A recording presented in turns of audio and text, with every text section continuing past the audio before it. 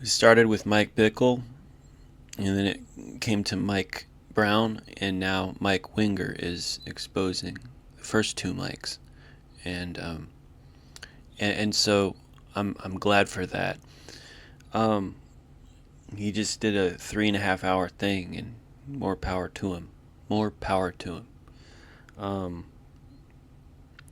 The Bible says in Ephesians 5:4 and 5, neither filthiness nor foolish talking, nor jesting, which are not convenient, but rather giving of thanks. For this ye know, that no whoremonger, nor unclean person, nor covetous man, who is an idolater, hath any inheritance in the kingdom of Christ and of God. Let no man deceive you with vain words, for because of these things cometh the wrath of God upon the children of disobedience. Be not ye therefore partakers with them. Ephesians 5:4-7.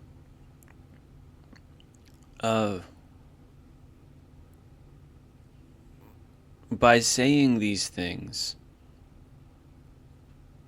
am I saying that I've never been tempted to look at pornography, that I've never been hooked on it, that I've never fallen prey to it? No. Everyone is a hypocrite if they're getting into this and say that that's never happened to them. Now, some people might have victory over it for longer.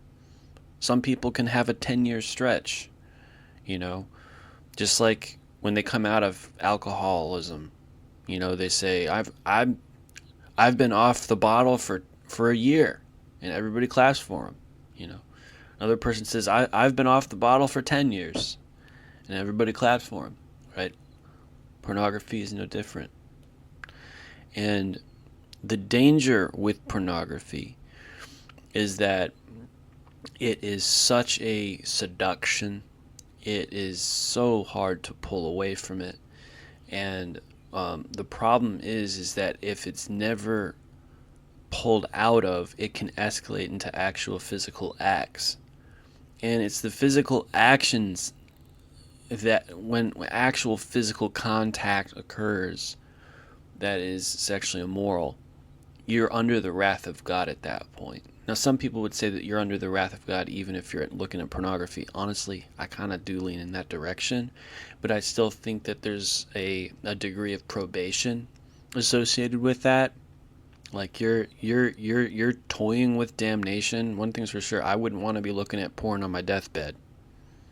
No, don't bring a smartphone to me on my deathbed. Thank you very much. So that's a really, really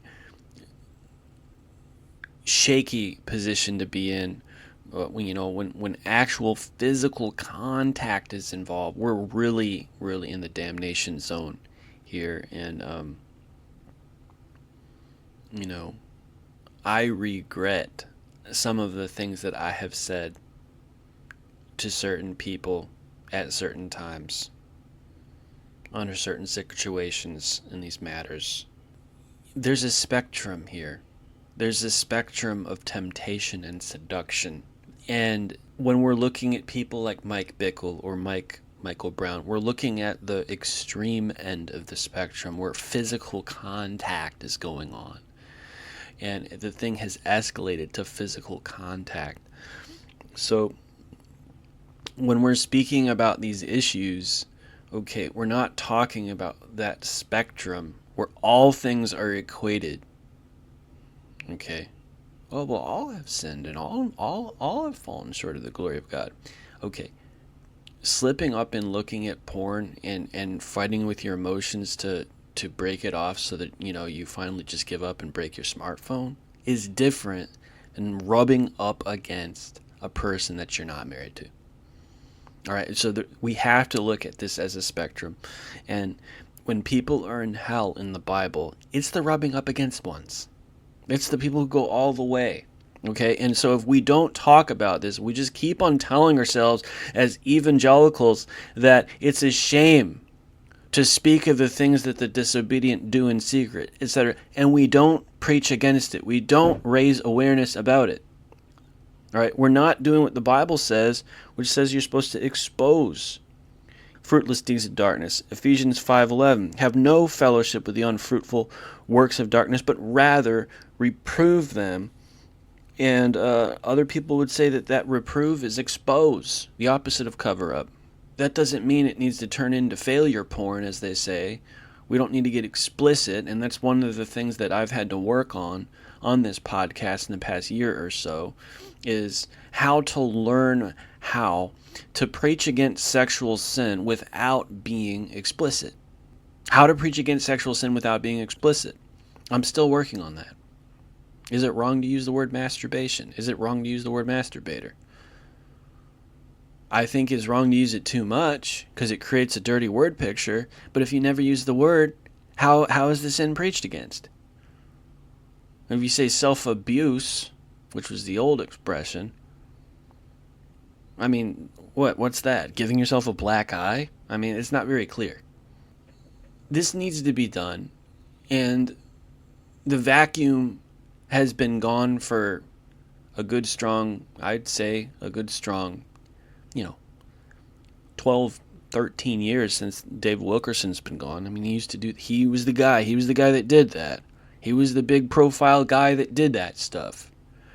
And thankfully now we've got Ray Comfort, and we've got Paul Washer hasn't been online for a while with anything new, but just having large profile guys that are willing to do that, it's been a while. I thank God for Living Waters because they're doing that. And why? Because that's what the Bible says. The Bible communicates like that. The Bible talks like that. So, especially the epistles. So, we need to learn how to talk like that without getting dirty, without getting explicit, because there is power in talking about these things and speaking strongly against them. It's not hypocritical. It's holy. It's called Noah, a preacher of righteousness.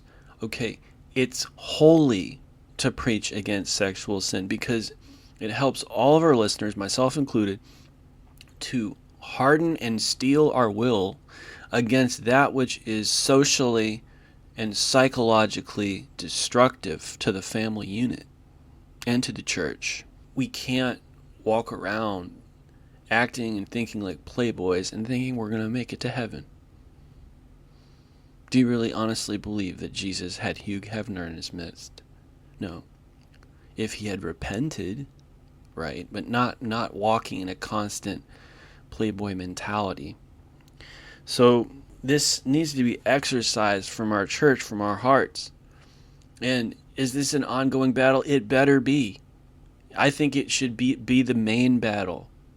And if this is the main battle, then let's not be ashamed to preach against this stuff and to learn how to preach against it and to make it a mainstay until, I would say, the final point would for it to reach the political level and for vice industries to be completely outlawed in America. So I say the work is not done until that happens. No more strip clubs, no more brothels, no more pornography in America.